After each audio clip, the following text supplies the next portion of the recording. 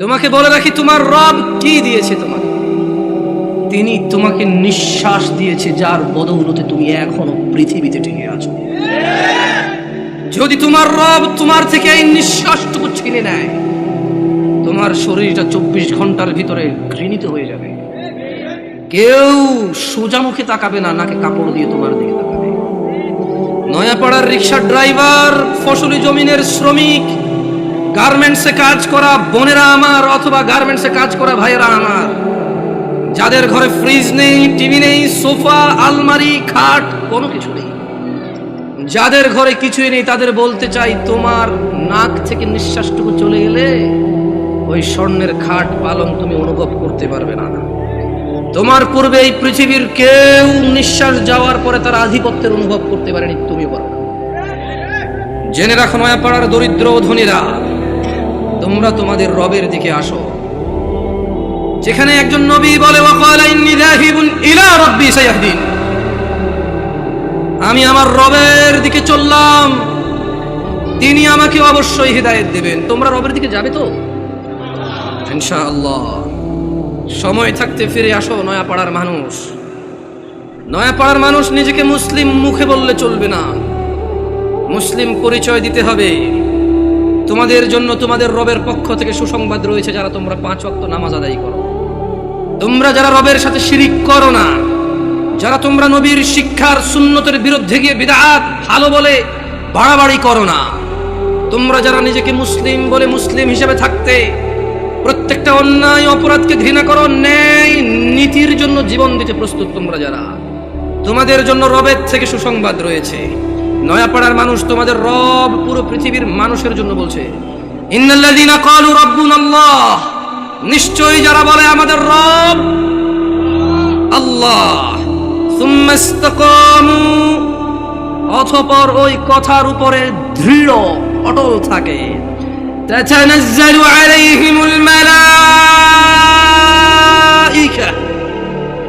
যারা বলে আমাদের রব হচ্ছে আল্লাহ, এই কথার উপর যারা অটল অবিচল থাকে, আল্লাহ বলছে তাতানাজ্জালু আলাইহিমুল মালাইকা, আল্লাহ এই লোকগুলোর জন্য ফেরেশতা নাজিল করে।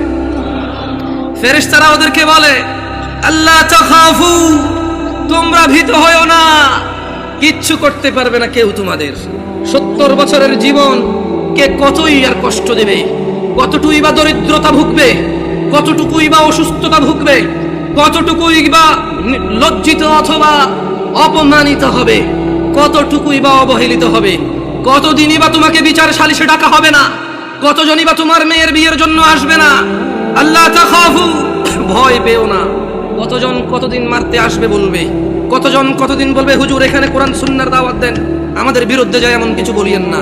আল্লাহ তাখাফু, তোমরা ভীত হয়ো না, ওয়ালা তাহজানু, চিন্তিত হয়ো না, ওয়াবিশিরু বিল জান্নাহ, ও তোমরা যারা বলো তোমাদের রব আল্লাহ, তারপর ওই কথার প্রতি তোমরা যারা অটল থাকো, ওয়াবিশিরু বিল জান্নাহ, তোমাদের জন্য সুসংবাদ নিয়ে নাও জান্নাতের, আল্লাতী কুনতুম তুআদুন, যার প্রতিশ্রুতি তোমাদেরকে দেওয়া হয়েছিল। নাহনু আউলিয়াউকুম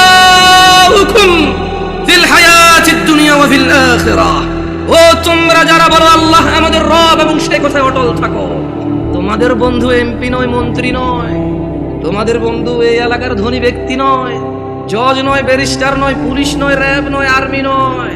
আল্লাহ বলছে যে ফেরেশতারা বলবে, নাহনু আউলিয়াউকুম, ও আল্লাহর বান্দারা, আমরা ফেরেশতারা তোমাদের বন্ধু। কোথায় বন্ধু?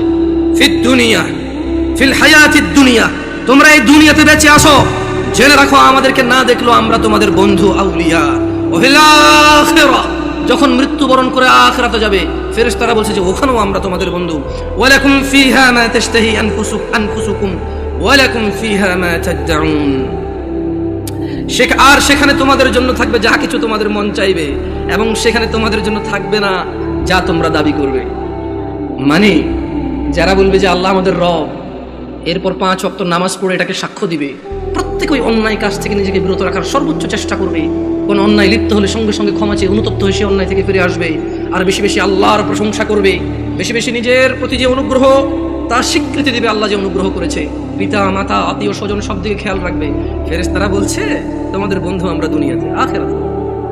ওখানে থাকবে তোমাদের যা কিছু মন চায়, আর যেটা যেটা তোমাদের থাকতে ইচ্ছে নেই সেটা সেটা রাখা হবে না ওখানে। ওই তোমার মর্জি यार, जो तुम कहो वो होगा। তোমার ইচ্ছা ওখানে। तुम क्या चाहते हो, কি লাগবে তোমার সেটাই রাখা হবে,